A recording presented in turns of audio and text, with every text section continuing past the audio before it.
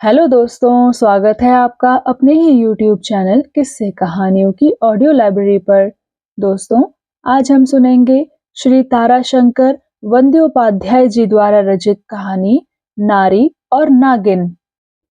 अच्छा, इससे पहले कि हम कहानी की ओर आगे बढ़ें, मैं आशा करती हूँ कि आपने अभी तक इस चैनल को सब्सक्राइब कर लिया होगा और अगर नहीं किया है तो अभी कर लीजिए।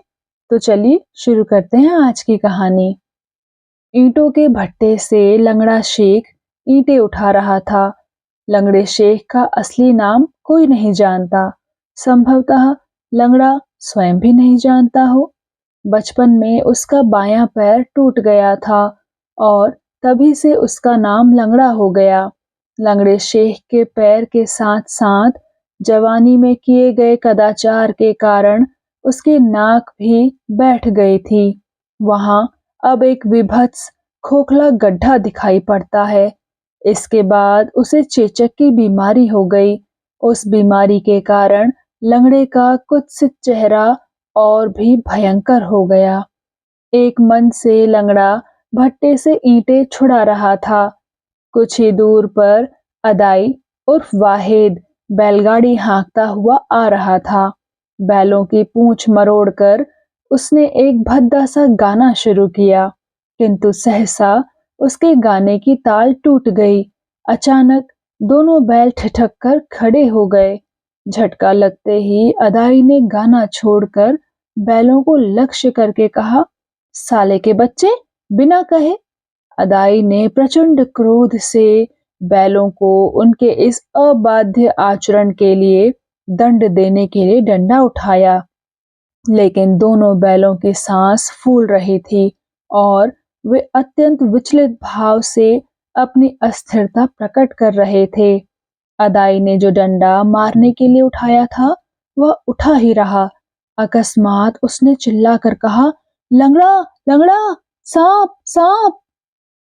अदाई की बैलगाड़ी के सामने एक किशोर सांप फन उठाए धीरे धीरे हिल रहा था। अदाई ने गाड़ी से नीचे कूदकर एक ईंट उठा ली। उधर से लंगड़ा लंगड़ाता हुआ दौड़ा आ रहा था। उसने कहा, मार मत अदाई, मार मत, मैं आ रहा हूँ। अदाई के हाथ की ईंट उसके हाथ में रही। उसने कहा, देख, कितना अजीब सांप है। मुंह देख कैसा लाल है, सिंदूर जैसा। सिर का चक्कर भी कितना जबरदस्त है, लेकिन भाग रहा है। अरे जल्दी आ, भाग गया। सांप अब भागा जा रहा था, लेकिन जा रहा था लंगड़े की ओर ही। अदाई को पीछे छोड़कर भागना ही उसका उद्देश्य था। लंगड़े को उसने देखा नहीं था। लंगड़े ने चिल्लाकर कहा, अदाई, अपना डंडा फेंक दे तो। धत तेरे की, ईंट के भट्टे में घुस गया। यह सांप उदयनाग है। बड़े विरल होते हैं ऐसे सांप। पकड़ लेता तो कुछ मजदूरी हो जाती। लंगड़ा सांपों का ओझा है। केवल ओझा ही नहीं है, सांपों का खेल भी दिखाता है। घर की धानी के साथ इधर उधर कई मुंहबंद हंडिया उसने टांग रखी हैं। उन्हीं में वह सांपों को कैद करके रखता है। कभी कभी सांप जब कमजोर हो जाते हैं तो वह उन्हें मैदान में ले जाकर छोड़ आता है। कितने सांप मर भी जाते हैं। जब उसके पास सांप रहते हैं तो लंगड़ा मजदूर का काम नहीं करता। उस वक्त सांपों की टोकरी और बीन लिए वह सांपों का खेल दिखाता है। इसमें मजदूरी भी बुरी नहीं होती, लेकिन गांजे और अफीम की उसकी खुराक तब बढ़ जाती है। कभी कभी शराब भी पी लेता है। इसलिए सांपों के मरते ही लंगड़ा टोकरी और बेलचा लेकर निकल पड़ता है। संपन्न गृहस्थ के दरवाजे पर जाकर वह अपना विभत्स मुंह थोड़ा भीतर ले जाकर कहता है, मजदूर चाहिए बाबूजी, मजदूर। खुशामद करने के लिए वह हंसता है तो उसका विभत्स मुंह और भी विभत्स और भी भयंकर हो जाता है। मजदूरी मिलने पर पूरे परिश्रम से ही वह काम करता है, वहां जी नहीं चुराता। जिस दिन कहीं भी काम नहीं मिलता, उस दिन कंधे पर टोकरी लिए ही भीख मांगता है। उससे जो मिलता है गांजा और अफीम खरीद लेता है। इस पर भी कुछ पैसे यदि और बचे रहे तो उस दिन थोड़ी सी शराब भी पी लेता है और घर लौटकर जुबैदा बीबी के पैर पकड़कर रोकर कहता है, मेरे साथ रहकर तेरी दुर्दशा का अंत नहीं है। तुझे मैंने बिना खिलाए ही मार डाला। जुबैदा हंसती हुई पति के सिर पर हाथ फेरती हुई बोली, अच्छा अच्छा, पागलपन रहने दे। अब मुझे छोड़, देखूं 2 मुट्ठी चावल ढूंढ कर लाऊं। लंगड़े का रोना जारी रहा। वह जुबैदा के गले से लिपट कर बोला, एक नई साड़ी तक कभी तुझे न दे पाया, पुरानी में ही तेरे दिन बीत गए। खैर, इन बातों में कोई तथ्य नहीं था। दूसरे दिन तड़के लंगड़ा ईंटों के भट्टे के पास जा हाजिर हुआ। उसके हाथ में छोटा सा एक डंडा और बगल में एक टोकरी थी। सामने पूर्व गगन में अभी अभी लालिमा दिखाई देने लगी थी। पेड़ों में छिपे हुए पक्षी अब शोर मचाने लगे थे। गांव के किसी हिंदू देव मंदिर से मंगल आरती के शंख घड़ियालों की आवाज आ रही थी। एक ऊंचे टीले पर बैठकर लंगड़े ने चारों ओर सतर्कता से देखा। पूर्वांचल की अरुणाभा क्रमशः गहरी होती हुई व्याप्त हो रही थी। उस अरुणिमा के कारण भट्टे की जली हुई ईंटें और भी लाल दिखाई दे रही थी। लंगड़े के मैले कपड़ों में भी लालिमा लग गई। लंगड़ा उठकर खड़ा हो गया। बोला, वह वही है ना? थोड़ी दूर पर वह किशोर सर्प पूर्वाकाश की ओर मुंह किए अपने फन को नचाता हुआ खेल रहा था। प्रातः सूर्य की लालिमा से उसका रंग भी गाढ़ा लाल दिखाई पड़ रहा था। उस लालिमा के ऊपर काला चक्र अपूर्व शोभा से खिल उठा था। तितली के रंगीन पंखों में काली वर्ण लेखा की तरह ही वह मनोरम लग रहा था। लंगड़ा मुग्ध हो गया। उसके मुंह से अनायास ही निकल गया, वाह। लंगड़ा धीरे धीरे आगे बढ़ा। सर्प शिशु उदयमान सूर्य के अभिनंदन में इतना विभोर हो रहा था कि लंगड़े के पद शब्दों से भी उसका ध्यान नहीं टूटा। लंगड़ा जब उसके बिल्कुल नजदीक पहुंच गया तो वह चौंक कर घूम गया। दूसरे क्षण एक गर्जन के साथ सांप ने लंगड़े पर वार किया, लेकिन लंगड़े ने तब तक बाएं हाथ की लकड़ी से उसका फन दबा लिया था। फिर दाएं हाथ से उसकी पूंछ पकड़कर 2-4 झटके देकर उसने सांप को अच्छी तरह देखकर कहा, नागिन है। 6 महीने बाद एक दिन गांजे की दुकान से घर लौटकर लंगड़े ने जुबैदा से कहा, देख क्या लाया हूं। जुबैदा आंगन में झाड़ू लगाते हुए बोली, क्या है? धोती के एक छोर की गांठ खोलकर उसने कोई चमकती हुई वस्तु अपनी हथेली पर रखकर जुबैदा को दिखाई। जुबैदा ने देखा, वह वस्तु नाक में पहनने की बाली थी। उसने पूछा, इतनी छोटी सी बाली का क्या होगा? लंगड़े ने हंसकर कहा, अपनी बीवी को पहनाऊंगा। जुबैदा अवाक रह गई। लंगड़ा हंसता हुआ घर के भीतर चला गया। थोड़ी देर बाद वह गले में एक सांप लपेटे बाहर आया। यह वही नागिन थी।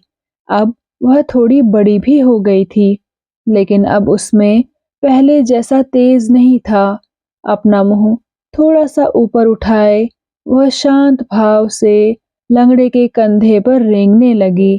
जुबैदा ने कहा, देख ऐसा खिलवाड़ मत कर, पता नहीं कब क्या कर बैठे। लंगड़े ने हंसकर कहा, अरे यकीन तो इसके विष भरे दांतों का नहीं करना चाहिए। तू जानती नहीं, इन्हें भी प्यार करना आता है। विष दांत ना सही, दूसरे दांत भी तो हैं, लेकिन देख मुझे काटती कहाँ है। कैसी प्यारी सी बीवी कंधे पर घूम रही है। कहकर लंगड़े ने सांप के दोनों होठों को दबाकर उसका चुम्बन ले लिया। जुबैदा विस्मित नहीं हुई, क्योंकि उसके लिए यह कोई नई बात न थी, लेकिन उसने विरक्ति से कहा, छी छी छी, तुम्हें घिन भी नहीं आती? कितनी बार तुम्हें मना किया है, कहो तो। लंगड़े ने जुबैदा की बातों पर ध्यान नहीं दिया। उसने कहा, देख देख, मेरे हाथों से कैसे लिपट रही है। जानती है, जब नाग और नागिन आपस में खेलते हैं तो इसी तरह एक दूसरे से लिपटते हैं। तूने कभी देखा है? आहा, उस वक्त कितना भला लगता है। जुबैदा ने कहा, यह सब देखकर भला मैं क्या करूंगी? तूने देख लिया है, यही क्या कम है? लेकिन याद रखना, तेरा खेल भी यही तमाम करेगी। लंगड़ा उस समय एक सुई लेकर बीवी की नाक छेदने की तैयारी कर रहा था। पैर की उंगलियों से उसने सांप की पूंछ दबा रखी थी और बाएं हाथ से उसका मुंह पकड़ रखा था। दाहिने हाथ से उसने नागिन का नाक छेद कर बाली पहनाकर उसे छोड़ दिया। दर्द के मारे नागिन क्रोध से गर्जन करती हुई बार बार लंगड़े को काटने दौड़ने लगी, लेकिन लंगड़ा टोकरी के ढकने को ढाल की तरह सामने रखकर उसके आक्रमण का प्रतिरोध करने लगा। फिर बोला, बीवी, नाराज मत हो, देख तो अब कैसी खूबसूरत लगती है। अरे जुबैदा, जरा आईना तो दे, बीवी को उसका चेहरा दिखाऊं। जुबैदा ने कहा, मैं नहीं दे सकूंगी।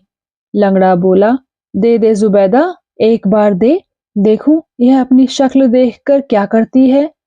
जुबैदा मालिक के इस अनुनय की उपेक्षा नहीं कर सकी। वह आईना लाने घर के अंदर चली गई। लंगड़े ने फिर कहा, थोड़ा सा सिंदूर भी लेती आना। जुबैदा ने भीतर से ही पूछा, आखिर होगा क्या? बड़े कौतुक से हंसते हुए लंगड़े ने कहा, देख लेना क्या होगा, पहले से ही नहीं बताऊंगा। जुबैदा ने आईना और सिंदूर लाकर थोड़ी दूरी पर रख दिया। लंगड़े ने बड़ी चतुराई से बीवी को पकड़कर एक तिनके से उसके मस्तक में सिंदूर की लंबी रेखा खींच दी।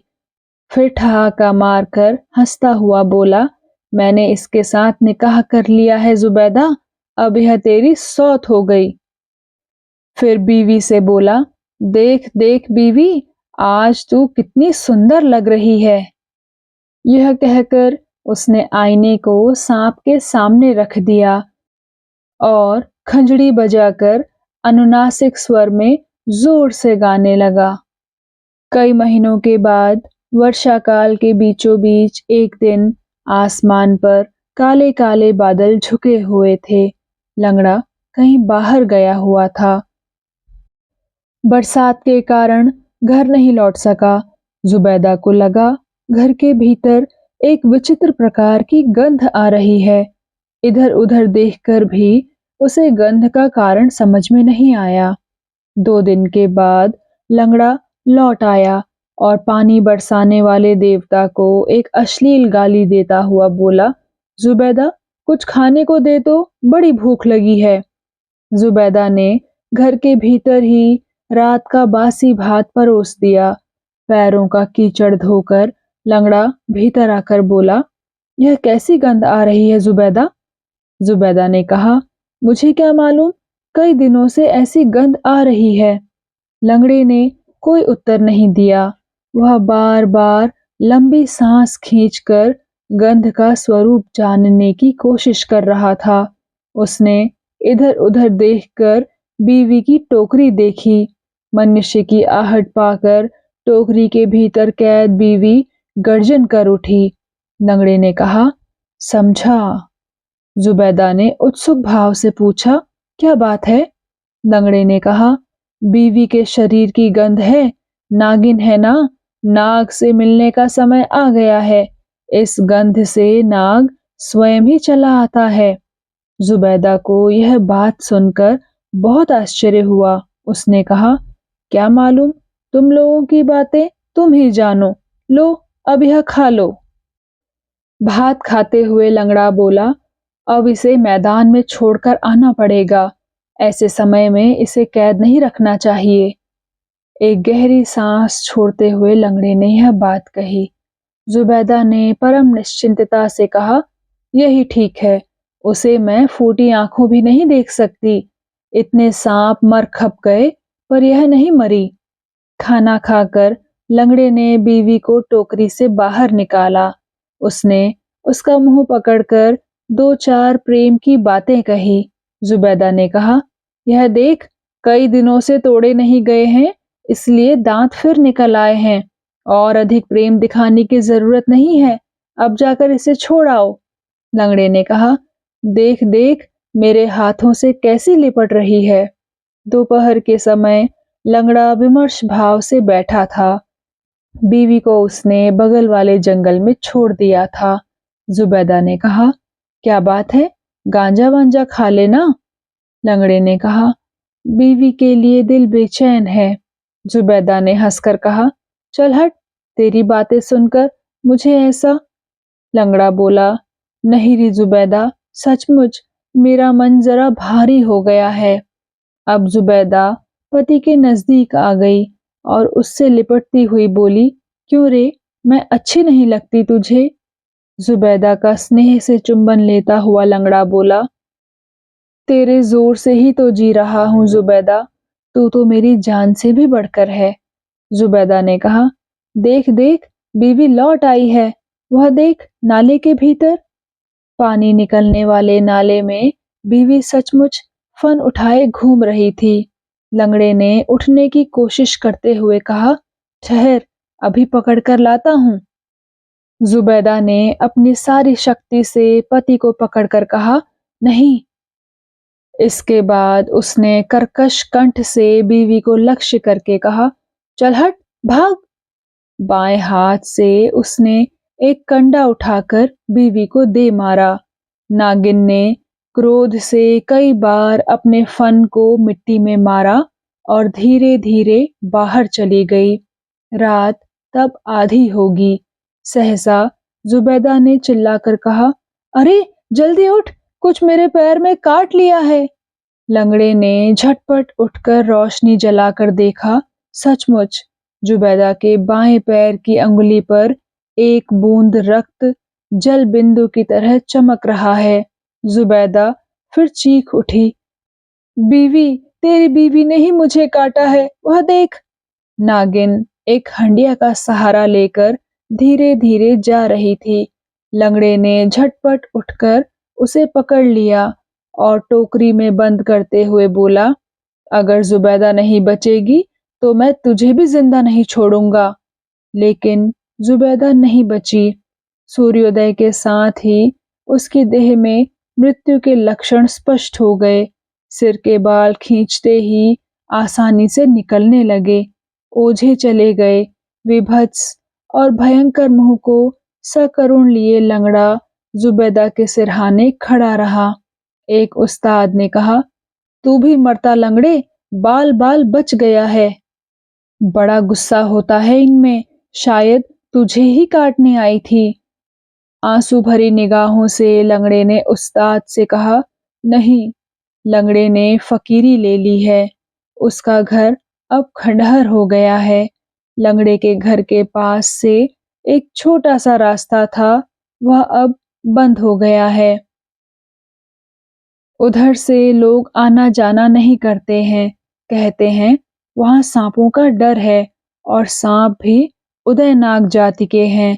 भोर के समय देखा जाता है, अरुणिमा में सांप अपने फन हिलाते हुए खेलते हैं। लंगड़ा बीवी को नहीं मार सका, उसे उसने छोड़ दिया था। बीवी को छोड़ते वक्त उसने कहा था, तेरा क्या दोष है, औरत की जात का ही यह स्वभाव है। जुबैदा भी तो आखिर तुझसे डाह करती थी। तो दोस्तों, इसी के साथ ये कहानी यहीं पर समाप्त। कैसी लगी आपको ये कहानी? कृपया कमेंट सेक्शन में आकर जरूर बताइएगा। मैं मिलूंगी आपसे किसी और कहानी के साथ। तब तक के लिए धन्यवाद।